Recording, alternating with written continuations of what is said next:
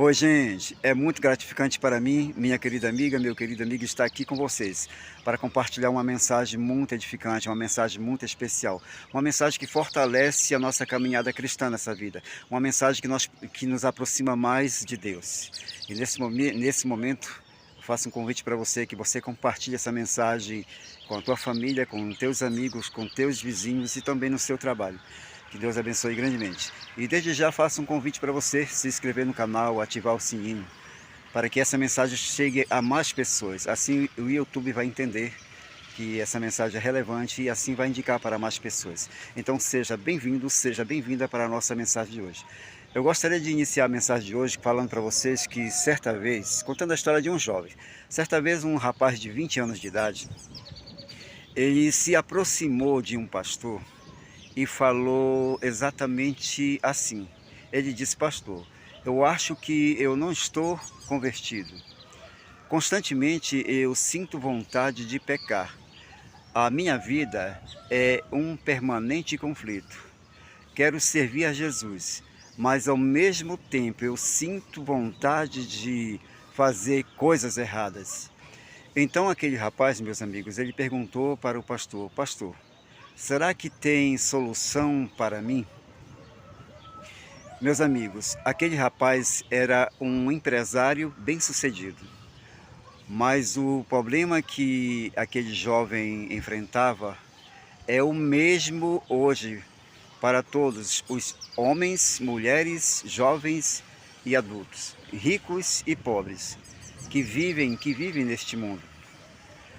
Por alguma razão, meus amigos, nós temos a ideia de que no momento da conversão, a nossa luta acaba e que a partir desse momento não pecaremos mais, seremos perfeitos, no sentido de ser exemplo de vida para outros.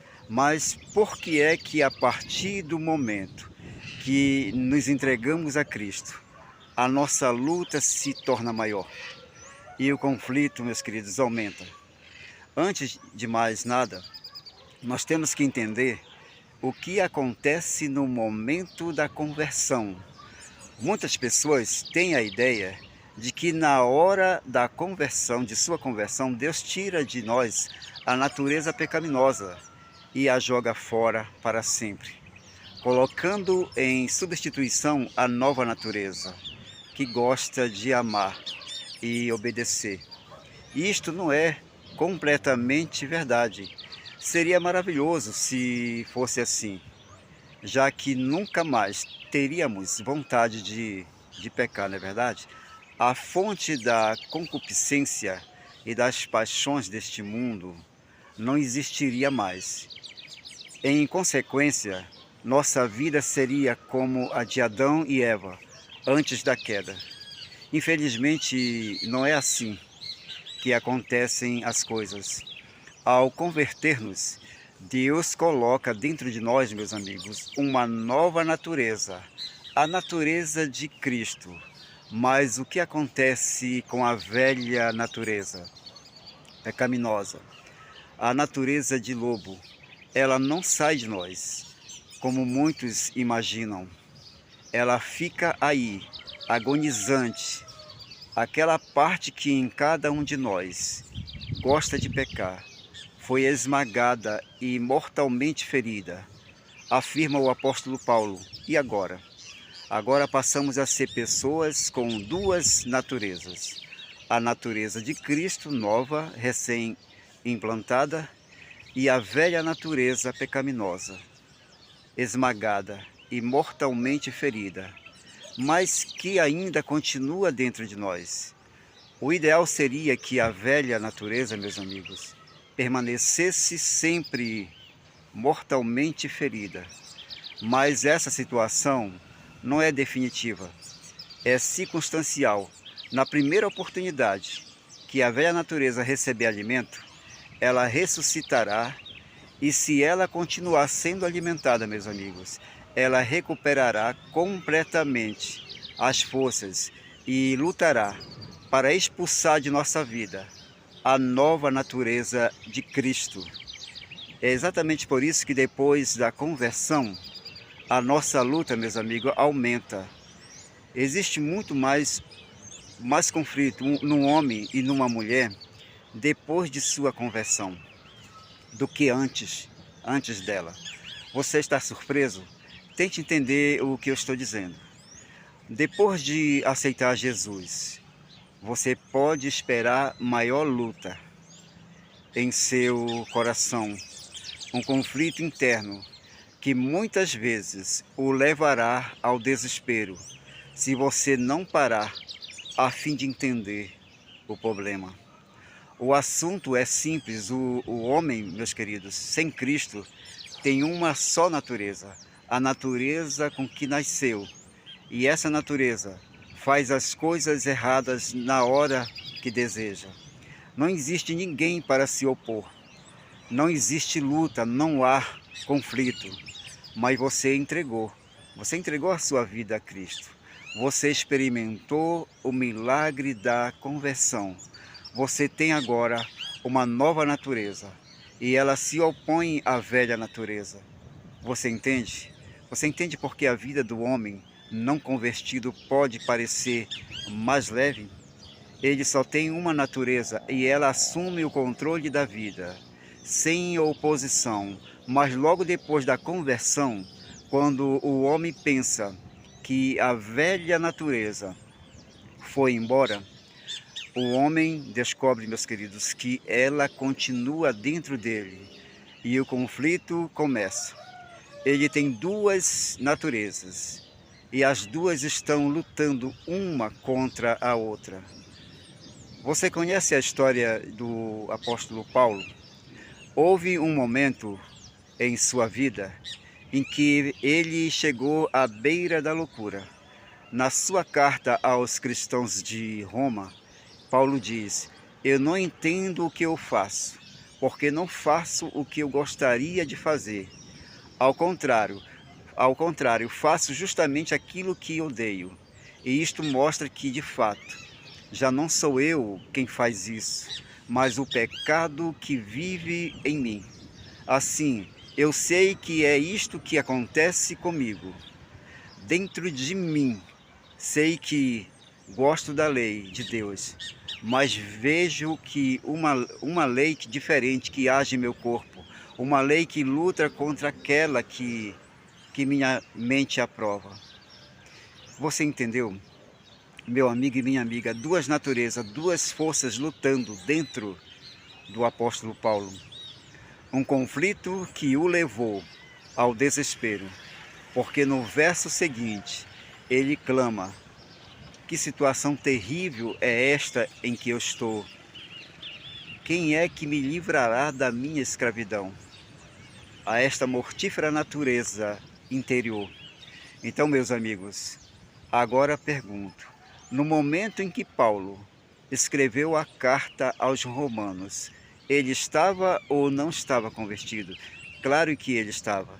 Ele tinha sido convertido lá na estrada de Damasco, quando ele se encontrou com Jesus e caiu do cavalo. Porém, aqui está a experiência de um homem, meus amigos, convertido, sentindo dentro de si o conflito que produz a luta das duas naturezas. Não se preocupe, meu querido amigo e minha querida amiga, por causa da tensão e do conflito que vem após a sua conversão. Duas naturezas, entende? Você e eu somos homens com duas naturezas e elas não gostam uma da outra. O apóstolo Paulo um dia conseguiu entender este conflito e aí ele escreveu exatamente isso. Aqui ele disse exatamente assim: isto é o que eu quero dizer. Deixem que o Espírito de Deus dirija suas vidas e não obedeçam aos desejos da natureza humana. Porque o que a nossa natureza humana deseja é contra o que o Espírito quer. E o que o Espírito quer é contra o que a natureza humana deseja. Os dois são inimigos e por isso vocês não podem fazer o que querem. Então, meu querido amigo e minha querida amiga, Você dirá, quer dizer que toda a minha vida vai ser uma vida de conflito? Não necessariamente. E isso vai depender, meus amigos, de sua decisão e da minha decisão. As duas naturezas, a espiritual e a carnal, estão hoje em luta dentro de nós. Mas finalmente, uma delas vencerá. Uma delas assumirá o controle completo de sua vida e de minha vida também. Uma delas sobreviverá e a outra morrerá. Qual delas será a vitoriosa em nossa vida? Também isso vai depender de sua decisão e da minha decisão. Por exemplo, vamos ilustrar o assunto da seguinte maneira. Suponhamos que estão soltas na arena de um circo duas feras envolvidas numa luta de morte. Os empresários do circo separam as duas feras e as colocam em jaulas separadas. Uma delas é fartamente alimentada. Ela recebe comida e água em abundância. A outra fera é deixada no esquecimento, quase total. De vez em quando, alguém dá para ela apenas um pouco de alimento, o suficiente para não morrer. Quando chegar o momento do confronto, qual delas vencerá? Com certeza, meus amigos, você e eu sabemos que a fera que vencerá a luta será aquela que foi melhor alimentada. Então, minha querida amiga e meu querido amigo, é isso o que aconteceu na luta isso que acontece na luta das duas naturezas para obter o controle de nossa vida. Só uma delas assumirá finalmente por completo o domínio do território. E sem dúvida, será aquela que for melhor alimentada. Mas infelizmente, meus amigos, acontece que nós, os seres humanos, geralmente alimentamos mais a natureza pecaminosa. E esta é a causa de nosso fracasso constante. Mesmo depois de nossa entrega a Cristo, Deus realizou em nós o milagre da conversão. Ele implantou em nosso coração a nova natureza, mas nós não cuidamos dela, não alimentamos ela. E em consequência, meus amigos, a velha natureza pecaminosa, ela está sempre tomando o controle da nossa vida. Mas, meus amigos, nós vamos ver agora como é que se alimenta as duas naturezas. Na verdade, é através dos 5 sentidos. Por exemplo, tudo o que entra em nossa mente através dos sentidos é alimento para uma ou para outra natureza, especialmente aquilo que vem através da visão e da audição. Este é o motivo porque precisamos, meus amigos, ser cuidadosos na escolha dos programas que assistimos, das coisas que acessamos na internet, dos filmes que vemos, das revistas e livros que lemos, das conversas que participamos e das músicas que ouvimos. É verdade que enquanto estivermos neste mundo, meus amigos, mesmo sem querer, estaremos sempre filtrando comida para a natureza má. Eu não posso, por exemplo, evitar ouvir uma música que inspire sentimentos negativos enquanto eu estou dentro de um ônibus ou no local de trabalho. Por força das consequências, melhor dizendo, das circunstâncias, eu não posso também evitar que apareça uma imagem negativa enquanto eu leio ou assisto ao noticiário. É impossível deixar de ouvir conversas pouco edificantes na escola ou na rua. Mas posso evitar colocar voluntariamente, meus amigos, esse tipo de alimento em minha mente é inevitável que, vez por outra, passe migalhas para a natureza má, mas posso evitar que entre para ela filé mignon. Eu posso evitar, meus queridos, alimentá-la consciente e voluntariamente.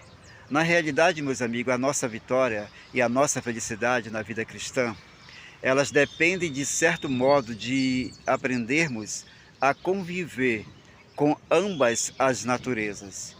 Como? Por exemplo, alimentando a natureza de Cristo e matando de fome a outra natureza carnal. É isso que Paulo diz quando afirma que os que são de Cristo Jesus crucificaram a carne com as suas paixões e concupiscências. Vejam só isso.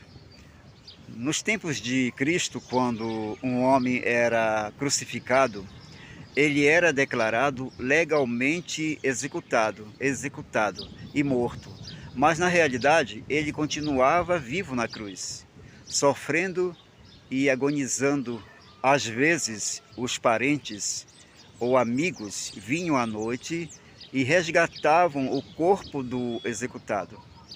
Cuidavam dele e o homem tornava a viver. E muitas vezes esse homem voltava à sua vida de delinquência e crime. Então, meus amigos, o que Paulo ele está querendo dizer é que temos que manter nossa velha natureza pregada na cruz e não deixar que ela desça de lá, e muito menos cuidar dela e alimentá-la. Então, meu querido amigo e minha querida amiga, bem, você dirá, até quando terei de conviver com essa luta das duas naturezas? Na verdade, meus amigos, enquanto estivermos neste mundo, não há modo de nos livrarmos dela completamente. Embora possamos tornar a luta mais leve, deixando de alimentar a natureza má, podemos manter esta natureza má mortalmente ferida e agonizante, mas jogá-la fora de nosso ser, não. Certa vez, alguém declarou: não podemos dizer, eu não tenho pecado, enquanto este corpo vil não for mudado e transformado à imagem do corpo glorioso de Cristo. Mas, graças a Deus, existe uma promessa maravilhosa, meus amigos. O apóstolo Paulo, certa vez, ele declarou, ele disse assim: digo-lhes isto, meus irmãos, um corpo terreno feito de carne e sangue não pode entrar no reino de Deus. Esses nossos corpos mortais não são do tipo adequado para viver. Paulo continua dizendo, para viver eternamente. Contudo, eu lhes estou contando este segredo estranho e maravilhoso, Paulo diz.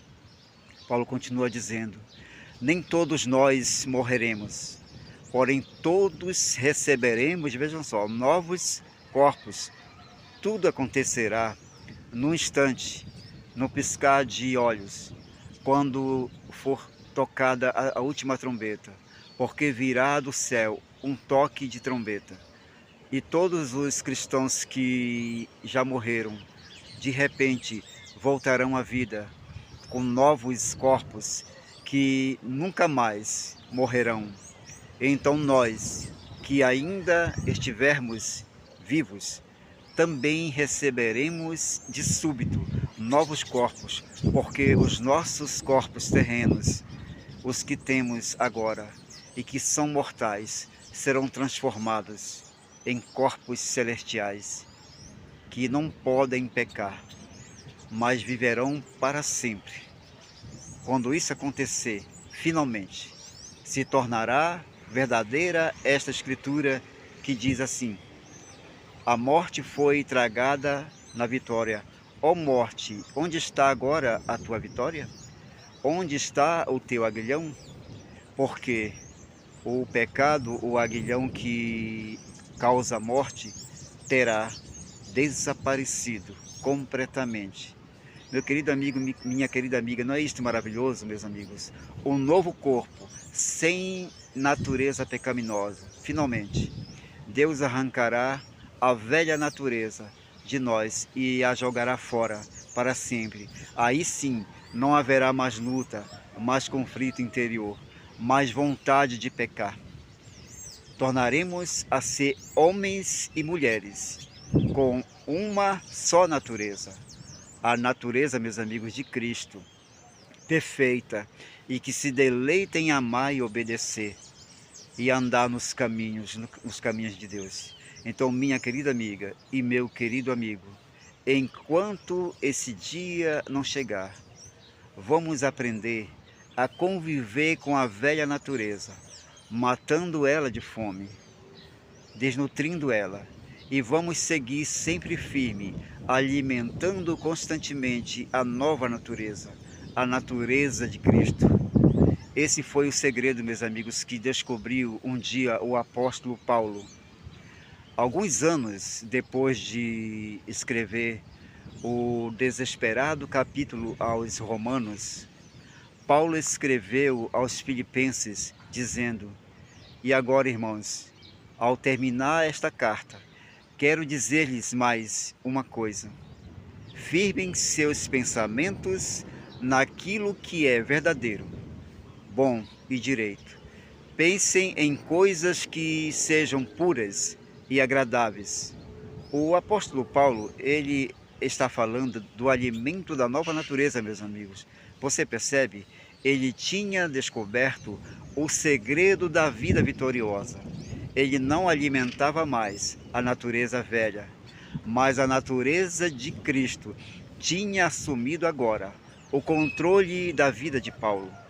Ele disse: eu próprio não vivo mais, mas é Cristo que vive em mim. E, meus amigos, à medida que os anos passaram, a velha natureza do apóstolo Paulo, ela ficou cada vez mais fraca, de tal modo que quando chegou o momento de sua morte, o apóstolo Paulo exclamou, ele disse: muito tempo lutei, incansavelmente, no meio de tudo eu me conservei fiel ao Senhor. Agora chegou a hora de parar de lutar e descansar. Eu venci, lá no céu me espera uma coroa a qual o Senhor me dará no dia de seu regresso. Ah, minha querida amiga e meu querido amigo, como é bom ver o final da vida de Paulo. Ele disse: eu venci, eu consegui, eu alcancei a vitória. Minha querida amiga e meu querido amigo, é maravilhoso pensar nessas palavras. Quer dizer que você também pode vencer, que eu também posso ser um vitorioso. É isso mesmo, meus amigos. Você e eu também podemos vencer. Cristo garantiu a nossa vitória na cruz. Ele está bem pertinho agora de você, nas horas de luta, nos momentos em que você acha que todo mundo te abandonou, que você nunca conseguirá. E quando você pensa que é um fracasso completo, lembre-se, meu querido amigo, de que Jesus, ele está aí, amando você, perdoando você, sustentando você. Porque Deus, meu querido, minha querida amiga, está operando em você, em mim. Ele está ajudando você e eu a desejar obedecer-lhe. E depois Deus está nos ajudando a fazer aquilo que Ele quer. Tudo, meus amigos, é uma questão de tempo. Jesus virá e não tardará. E aí a vitória será definitiva e eterna. Então, minha querida amiga e meu querido amigo, você e eu devemos dizer agora, neste momento, para Deus, dizer: obrigado, Senhor, obrigado pela promessa de que um dia a luta findará. Ajuda-me, Senhor, enquanto eu estiver neste mundo, e me ajuda a alimentar a natureza de Cristo e matar de fome a natureza carnal. E essa é minha parte, ó Deus. Eu sei, mas nem isso eu consigo fazer. Por favor, Senhor Jesus, vem e faz por mim o que eu sou incapaz de fazer por mim mesmo, por mim mesma. Amém. Meu querido amigo e minha querida amiga, eu peço nesse momento para você, volte este vídeo novamente, assista na íntegra, compartilhe essa mensagem com teu amigo, com teus amigos, com tua família, com teus vizinhos, no teu trabalho. Que essa mensagem maravilhosa ajude você e me ajude a cada dia a fortalecer a nossa vida cristã, a nossa caminhada em direção ao céu. Que essa mensagem fortaleça cada dia a tua fé e que essa mensagem seja uma bênção para você e para toda a tua família. E se você está passando por algo que você está passando por alguma dificuldade, que muitas das vezes, alguma tentação, algum vício que você tenta vencer e parece difícil, eu quero te dizer, entra ali no teu quarto, te ajoelha dentro do teu quarto, conversa com Deus em secreto, conta para Ele: Senhor, me dá força para me alimentar mais a natureza de Cristo, me dá força para matar de fome a natureza carnal. Senhor, me dá força para vencer aquele vício, quem sabe do cigarro, quem sabe o vício do álcool. Senhor, me dá força para vencer essa batalha que está no meu coração. Eu tenho certeza, meu querido amigo, que Deus irá te dar força, minha querida amiga, porque todas as coisas são possíveis àquele que crê. Esteja certo disso, esteja certa disso. Que Deus abençoe grandemente a tua família, o teu casamento, teus filhos. É o meu sincero desejo. E desde já eu faço um convite para você compartilhar essa mensagem aí com teus amigos, e também fortaleço aqui o convite para que você se inscreva no canal e ative o sininho para que o YouTube entenda que essa mensagem está sendo muito útil, e assim ele vai sugerir ele vai direcionar essas mensagens para novas pessoas. Meu querido amigo, minha querida amiga, um grande abraço, fique todos com Deus, que Deus nos abençoe grandemente. Valeu, gente, tchau, tchau, amém.